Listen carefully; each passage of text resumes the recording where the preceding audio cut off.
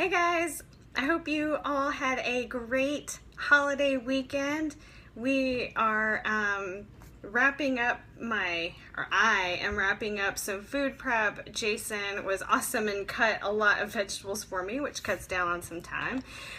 So that's good, and just kind of getting ready for the week. And I wanted to share with you guys really quickly 3 things that you should start doing to save you time in your meal prep. I hear this a lot from clients and friends that I talk to that are really stuck in the meal prep kind of like funk and like don't really understand how to start it, or even like, oh, it takes too long, so I'm just not going to do it at all.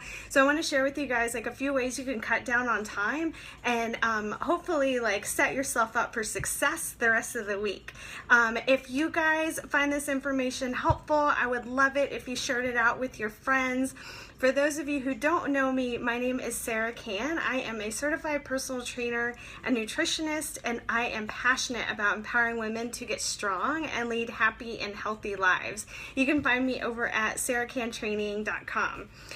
So here's the thing. The only person who can save Thursday you from eating chips and salsa for dinner or fast food is Sunday, or in this case, Monday, you. So here's what I mean by that. A sensible and reasonable person who just took a few hours or an hour to prep some food ahead of time, will have more success, obviously, later in the week than they do by this point on Thursday and there's no food to eat. So if you are feeling, just completely exhausted at the end of your day, no energy, nothing in your stomach, willpower is out the window, the last thing you want to do is like stop and like spend an hour or half an hour making dinner, right? And the same thing applies to lunch if you're starving by the time you get to lunch. And so that's why prepping food is the ultimate key to seeing true weight loss success. Doing that little extra work now so that you can have an easy meal later seems like, just something like a small price to pay to save you from grabbing fast food and blowing all of your hard work. So I want to share with you 3 strategies that I have found super useful to cut down my time on my meal prep and set you up for success this week. So the first thing is make time. You guys, I'm always harping on you about planning, but plan and schedule time in your week. Set aside one day for meal creating ideas or going through Pinterest boards, that kind of stuff. Another day that it's just grocery shopping, and then your third day will actually be your prep day. If you can do this all in one day, like, woo, more power to you. I personally can't. I have to break it up over a few days. So for example, my schedule typically is I will menu plan on Thursday nights, and I make a grocery list that night too. And then thankfully, I have access to Walmart's grocery pickup service. So I will go ahead and order groceries on Thursday night too, so that way I can pick it up on Friday. But of course, like whatever works for you. And then I actually prep the food on Saturdays or Sundays. And seriously, like just find whatever time works best for you, but write it down. Write it down in your schedule, set a reminder in your phone or on your calendar that, hey, on Thursday night, I'm going to decide what I'm going to eat for the following week, or on Friday or Saturday, whatever. And then decide what day you're going to meal prep and what day you're going to jot down a grocery list and what day you're actually going to go grocery shopping. So that's the first thing, make time, plan. The second thing, super easy, get your containers together. What I find so frustrating is that we will have tons of containers but no lids that match them, or tons of lids and no containers that match them. And this is such a big deal when you're like having, you know, a huge food prep going on. So get your containers like all together, make sure you have enough plasticware or glass containers for everything that you want to prep. I don't go as far as prepping each meal individually, but if that works better for you, especially if you work in an office environment or shift work, it makes a lot of sense to be able to just like go ahead and make that meal. Amazon has some awesome containers that are, they have both like the disposable and the reusable ones, but then today at Target, I should have picked them up, but today at Target in the section with like the Ziploc bags and that kind of stuff, I saw some Reynolds food containers too that were plastic, disposable, or they had a cardboard bottom but then a plastic lid, so like you could microwave it. And they were on sale this week too at Target for like $2.89 for I think like 10 of them. So great option to make each meal individually while you're prepping. So get your containers together. That was number 2. So number 3, this is a big one, guys. Don't overcomplicate your meal prep.